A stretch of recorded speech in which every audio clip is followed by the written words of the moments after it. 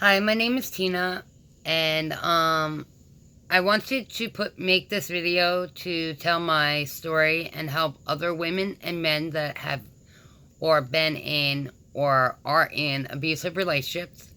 I have been in three abusive relationships: mentally, physically, verbally. Um, this is actually very difficult for me to put out there in this world.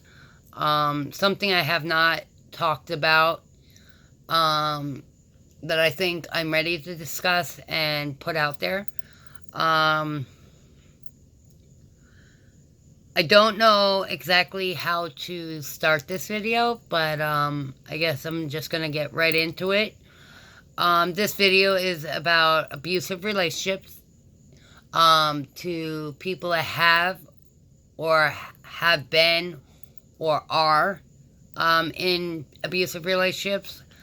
I'm going to start this off stating that, you're not alone. There are a lot of people that have gone through it, and a lot of people that can be very helpful. There are a lot of people that have an open ear to the situation. There are a lot of places that are willing to help you get out of the situation, and help you get into a better one. This one is about my story, so I'm going to start from here. Like I said, it's a very difficult conversation for me. This is my second video. My first video was about addiction, and this one is about abusive relationships that I have been in. Like I said, I have been in 3 abusive relationships, and all of them pretty much were really bad situations that I put myself in. But I don't talk to any of them. I'm not friends with any of them. I don't socialize with any of them. I don't forgive what they did to me, but for me to get over what happened, I have to be able to forgive them, but not their behavior of what they did to me and what was part of my fault on the whole situation. I didn't have to stay. I chose to stay. I have to admit that, it wasn't all their fault. It was mine as well. That is one step that I have realized that, I can't always blame them. I have to blame myself because, 1, I could have left. 2, I could have stopped it. And 3, that there was help out there to get out of the situation. So, like I said, I don't forgive the actions and the behaviors that they have done. But for me to get over it, I have to forgive them and forgive myself and know that, I could have got out of it. I could have ended it all. And I chose not to, and I stayed. This one I'm going to start from the beginning. Some of it is going to have a little bit to do with my last video, my addiction, and a lot of it is going to have to do with the abusive relationships that I've chose to stay in. So I'm going to start from the beginning, and like I said, I apologize if it sounds like I'm rambling, and I apologize if I end up crying. This is a very touchy subject, as well as it may be a difficult conversation, an emotional conversation. So you guys will probably see me crying, as well as you guys probably will see me smoking cigarettes. So I apologize if some of you guys don't like that, but I need to put the story out there and hopefully help other people understand me and understand that they're not alone. So, this is going to start from when I was 17 years old. So, I was 17 years old, and I was going to school, and chose to leave school. I mean, I was still going to school, but I chose to leave school at the same time.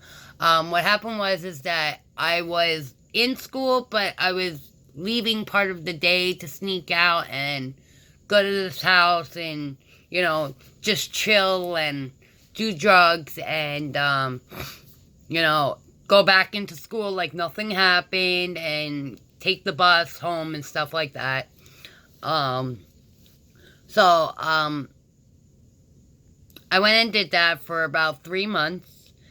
I ended up going home, and my mom had found out that I was smoking pot and that I was drinking alcohol. For a while, she did not know until she caught on to the smell, the way I was behaving, the calls from the school saying, well, your daughter's not in school, and my mother sitting there saying, well, I watched her get on the bus. She should be there. Well, our attendance shows that she has not came in.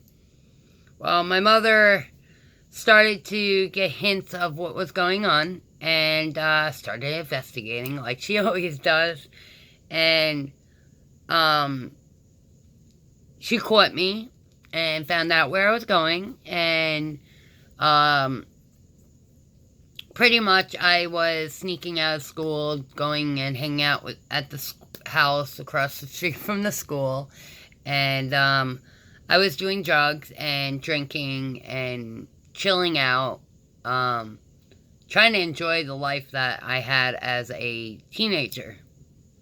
Not realizing at the time that, it wasn't a good choice, but at the time I didn't care. I wanted to enjoy my life.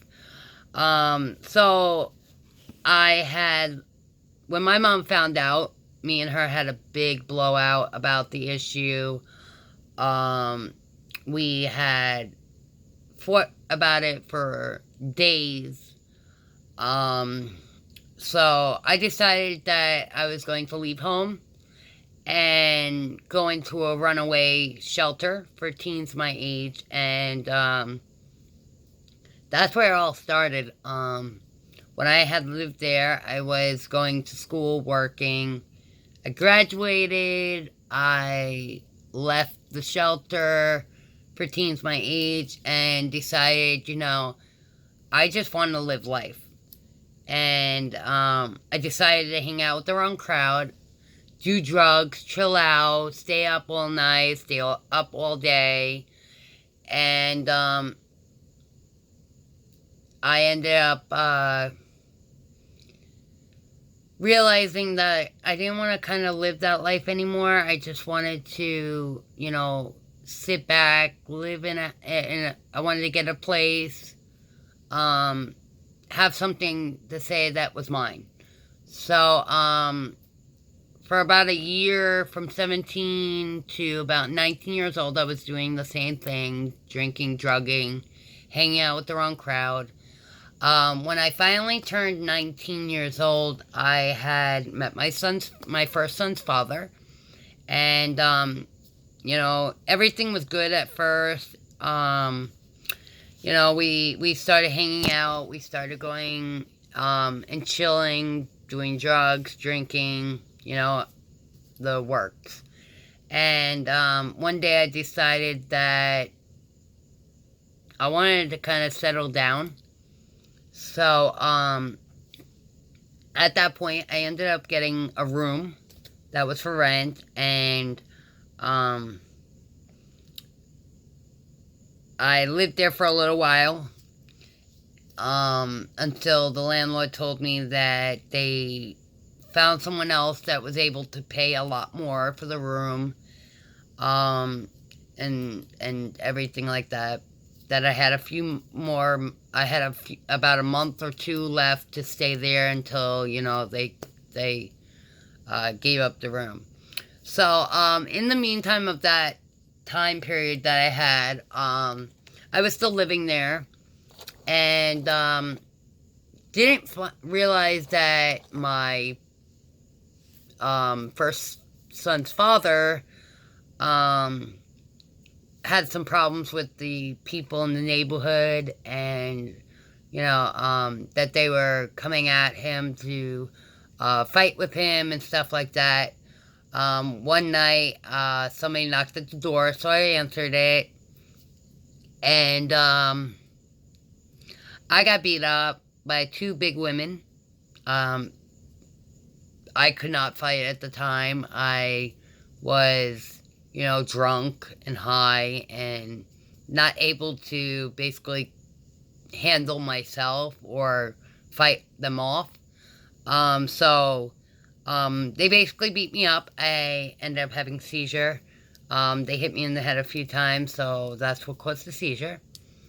And then after that, I ended up going to the hospital. My boyfriend at the time, my first son's father, came with me to the hospital. They had done a lot of tests on me. They came back in the room and told me, well, we wanted to let you know in the process of taking all these tests and stuff, we came up with something. You're pregnant. And I was like, what? Are you kidding me? How far? How long? Is my baby okay? So they sat there and told me, my child was okay. I was only about maybe a couple weeks or a month in. I was fine and healthy. I had a couple of bruises and a couple marks, but nothing damaging. The baby was healthy at the time, and that, the baby was okay and everything like that. Told me I could leave. So we went from the hospital and walked home. It was a long walk. So we walked back home. We got there, and he sat there and tried to apologize for what happened to me. Sitting there telling me, oh, well, I didn't know that this was going to happen. I'm sorry. I love you. From now on, I'm going to protect you and the baby. And, well, that was all good and okay with me. He did do that for about a few months. And then when I was told that I had to leave because my couple months were up, I had nowhere else to go. So me and him ended up going to move in with his mom. We went to our first house. We lived there for a little while. In the relationship of me and him, he talked a good talk and, showed me, the way I felt like I wanted to be treated and all that good stuff. But the relationship was a really stupid, selfish, more himself kind of relationship. Pretty much when I was living with his mom, that I had to sneak in and I had to sneak out because her boyfriend didn't like me. So I did that for like a few months, and so, and I was pregnant, and I was like, I don't want to be doing this when I give birth to my child, so, we got to figure out another plan. So his mom decided to take us to her second house, and that house was amazing. I loved the area, and it was a perfect area for me and him to, have our relationship, enjoy the time of me and him, and enjoying the time that we had sitting there talking about the baby and what we were going to do, and, how happy we were. And then one day we were at the train station. We were there to take the train to our hometown.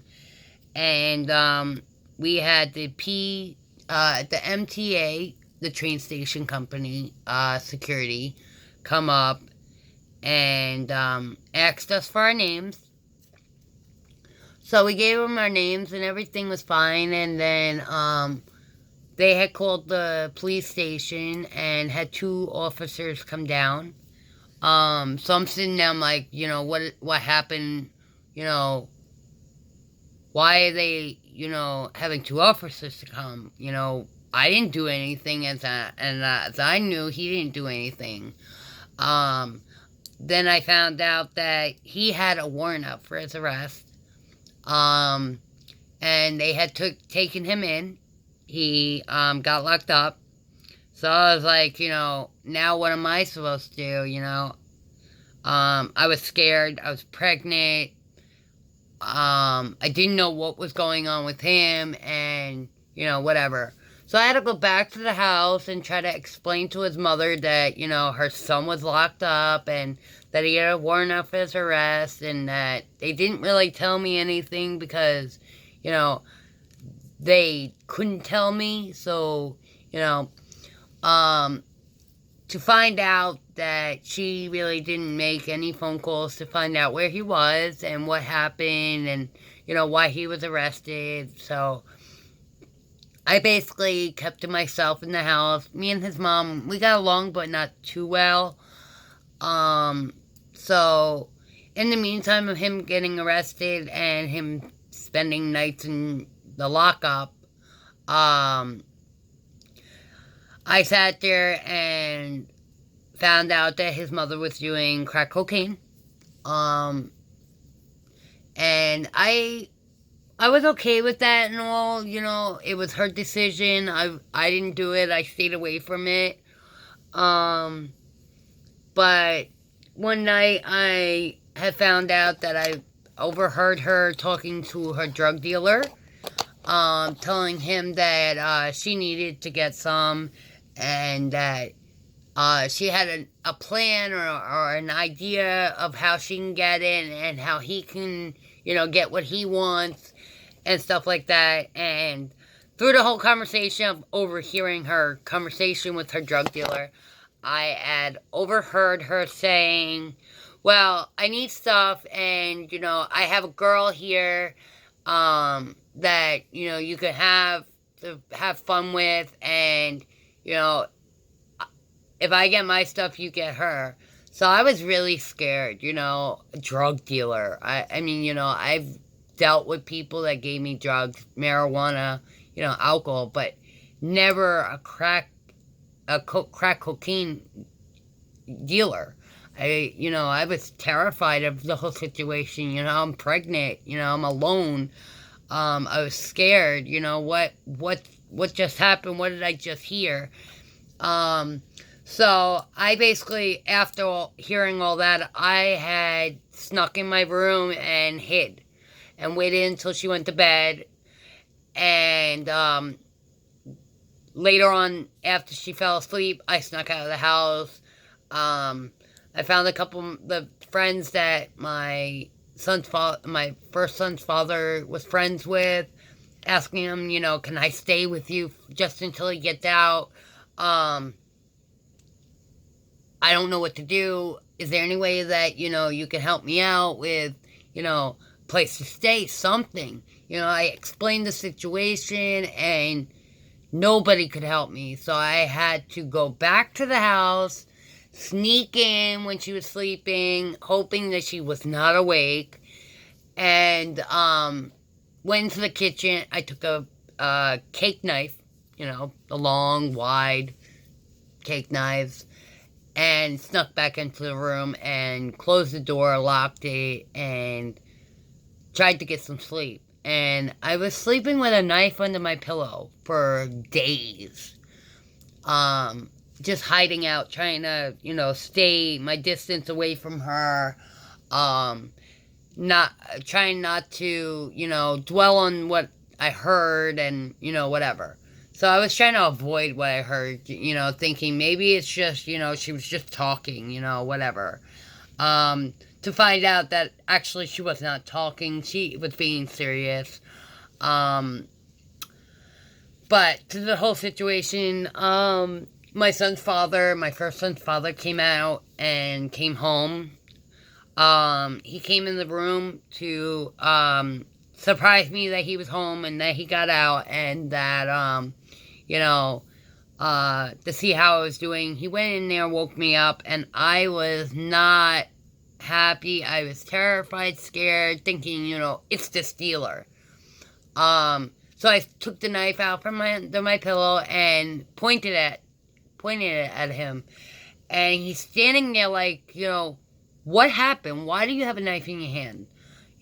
Asking me all these questions. And I'm like, what the hell happened to you?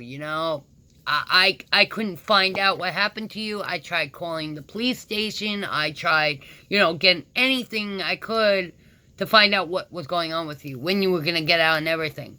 Well, he sat there and said that his mom's boyfriend bailed him out and that he was fine. He was okay. And he asked me what was up with the knife. And I explained to him, your mother was talking to a drug dealer and she told him that she needed to get some stuff and that she was going to sell me to him. He was pissed off. He had bugged out on her, yelling, screaming. At one point, I seen him corner her in the room and basically choking her. And I bugged out on him for doing that, And I was like, if you keep doing that, I'm going to leave. And, I can't handle this. Your mother tries to sell me for crack cocaine. Now you're trying to choke her up. I was just like, I can't do this anymore. I walked out of the house and I was like, I don't want to see what's going to happen. I just want out. I want to leave, whatever. Well, I left the house. He followed me down the street saying, I'm sorry, I was just pissed off with what she tried to do. She had no right to try to do that to you. And, you're carrying my child. I'm sorry. I love you. I'll never let that happen again. I promise you this, that, whatever. So, me being young and pregnant and very emotional and, whatever, I had basically went with whatever he said. And I was a sucker. When we went back to our hometown, I had found somewhere to stay with friends, and he decided to go back into doing drugs. I was just done. I didn't want to do no drugs. I didn't want it near me or, my unborn child. I did not want to smell it. I didn't want it, nothing. I stopped smoking cigarettes because I didn't want to harm my child. He just chose not to stop. At some point in between, I told him, you need to stop. I don't want this around my child. You got to try to do better for him. You need to find a job to help me take care of him. I don't know what to do. You need to help me. So he decided to go out and look for a job as he said he was doing, but I found out he was not. He was actually cheating on me. And he was still doing drugs and still drinking, and I was staying home at the house, thinking he was looking for a job, and I was trying to take care of myself and make sure that there was food in the house for me and him, and clean clothes and, all that good stuff. And one day I finally caught him in a lie. I was standing on the deck and I'm like, did you find a job yet? He said, no, I'm still looking, I'm trying. And I'm like, wait, you smell like alcohol, 1. 2, you look like you're high off your ass. And 3, you stink like smoke, cigarettes. I told you I didn't want anything to do with this anymore. I wanted you to stop. I wanted you to look for a job. I wanted you to help me out with this. You know, I did not get pregnant by myself. So I told him, you know, I'm done with this. You either need to find a place to help you, a program, or a sober house to live in, something that, you know, you can get clean, you know, for this baby as well as me, you know, if you want this, you know. So, he left. He ended up finding a sober house that was, you know, around the block from where I lived, and, I left. I had left the place I was at because the place I was at, the landlord was actually like a slumlord. He was basically treating me like I was nothing, like I wasn't giving him money and stuff like that every month, and I was trying to do it over myself by trying to bring in money from DSS to. If you don't know what that is, that's Department of Social Services.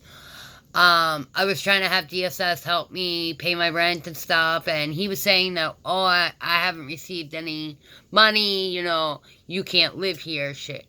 So, I left there, and I went to the sober house to ask my son's father, if he knew anyone that I could stay with, you know, do you have any money so I can, you know, get food so I can feed my me and my child, you know, something. Well, after a while, of me asking him to help me, because he told me in the beginning when we met that he was going to help me, he sat there and said no. He was not going to help me. He did not know anywhere I could go. He was not going to ask his friends to help me stay in a place for me and the baby. He did not have money to help me and all that good stuff. And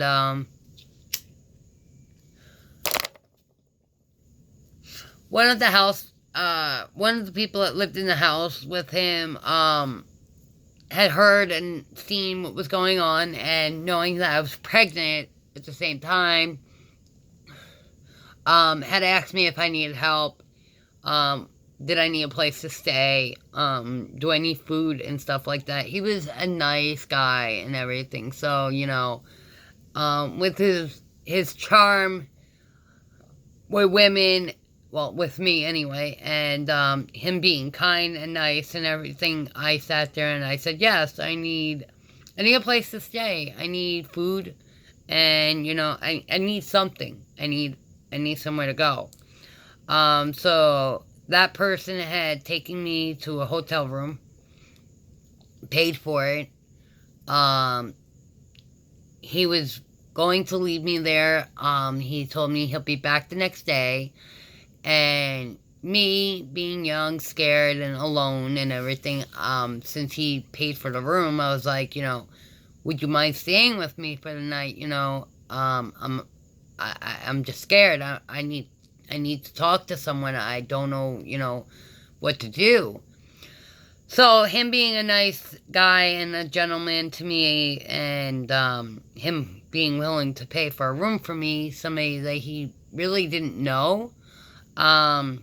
He stayed, and he went to the store and got something to eat, and, you know, he stayed with me the rest of the night, and the next day we went back to the sober house that he lived at, as well as my baby daddy. And my baby daddy ended up bugging out when he realized what was going on, and I was like, you know, I don't know why you have to sit there and yell at me. You have no right to do that right now, because, you know, you left me with nothing. You would not help me. You would not find a place for me to stay, and I'm pregnant with your child. You cannot help me with some money, nothing. Like, you know, what did you expect me to do? You know, I was not going to sleep on the street. Plus, it was snowing outside, so, you know, I just was not doing that. So, the guy that I met from the sober house had, actually left that house a few days ago after we met, And we ended up finding a place for rent that we were living together. We figured, he paid one half, I paid the other. Well, we found a place that we could both live in. It was supposed to be a sober house, and to find out that wasn't. So, it was the only place that I could go, and the only place that I could afford to go to. So, I went into that house. I ended up renting the room. He paid half, I paid half. We stayed there for like about maybe 2-3 months. And I found out that I was getting very close to my due date. And my water broke. And the guy I was with stuck with me the whole time. Called the ambulance. The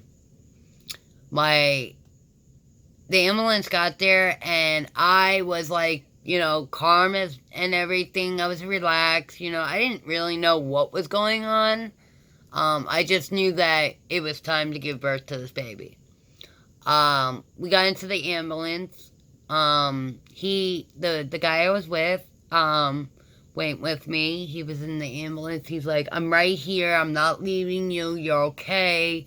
I'm going to stay with you this whole time. And, and everything. And, it was funny, someone that was not the father of the child that I was giving birth to was willing to stick by me more than the father of the child was.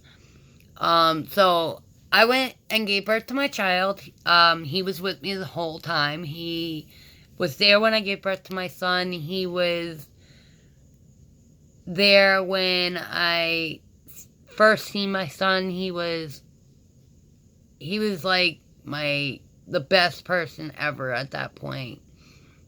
I was scared. I was giving birth to a child. I was young, and, I didn't know what was going on except that I was giving birth to my child. And I gave birth to my child. He was a boy. I was so happy. He was so adorable. I, automatically fell in love with him. I fell in love with him as soon as I found I was pregnant with him, but I fell in love with him more when I got a chance to see his face. About a day in, I sat there and I decided to notify the hospital, on my own that, the place I was going back to was not a safe place for my child. And that, I didn't want to bring my child there. And that, I needed to know how and where I can go with my child. Didn't realize that the hospital was going to notify CPS, meaning Child Protective Services, to let them know that, what the situation was, that I was young and that I just gave birth to a child and that I didn't have a proper housing to go back to with him. Department of Social Services, CPS, came into my room at the hospital, and they removed my child out of the room while this worker was there and all, and the worker was asking me all these questions and everything, and asked me, who's the baby's dad, where I lived, how old I was, what was my next plan from leaving the hospital with my child, and, all that stuff. And I explained the situation that the house I was going back to was supposed to be a sober house, but was not a sober house, and that I did not want to bring my child there. I wanted someone to help me find a place to go to that was safe, secure, drug-free, for me and my child. And the worker left. Later on that day, my the guy that I was seeing, that I was renting a room with and everything, that was there for me when I gave birth to my child, came into the room. I had told him what was going on, and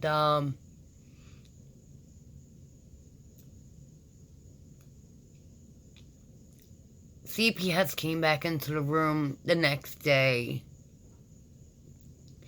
and had told me that I would have to find proper housing and something that was safe and secure for the baby. So the day I left the hospital, I had to leave my newborn child there until I found housing. And, you know, leaving him there even the first day to go to DSS, Department of Social Services, was very nerve-wracking and very stressful because all I wanted to do was go back to the hospital, be with my son, and I went to DSS, and that was like a long day there, and to find out that they were not going to be willing to help me find proper housing until I had my child with me. And I was like, you know, I can't do that. My child's at the hospital, and Department of Social Services, CPS, is not going to let me leave the hospital with him to bring him here so you guys can give me housing. So, you know, what is there that I can do? Well, you have to go back to the hospital, pick up your son, and bring him back here. So I was like, okay, no problem. So, I went back to the hospital. I went and seen my son, and I explained to the nurses that what DSS had told me, and they had got a hold of the CPS worker and let her know what was going on, that I wanted to leave the hospital with my child. And CPS came back to the hospital to talk to me about what was going on. And to find out that she told me that I was not going to be allowed to leave the hospital with my child, even if I found a place for me and him to go to, because he was going into foster care. And that I had to leave the hospital without my child, and that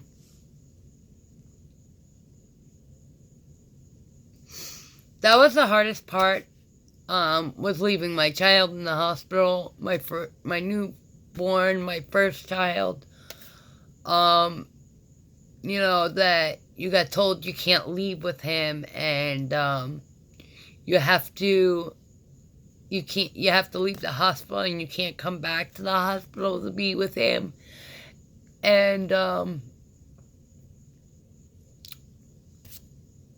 guy that was there to help me give birth to my child, the one I was living with, was there with me, and was like, you know, she's trying to do the best that she can, and she's doing what you guys had told her to do, and you know, you guys aren't helping her. And I had my son in my arms, and they told me I had to hand my child off to them, and that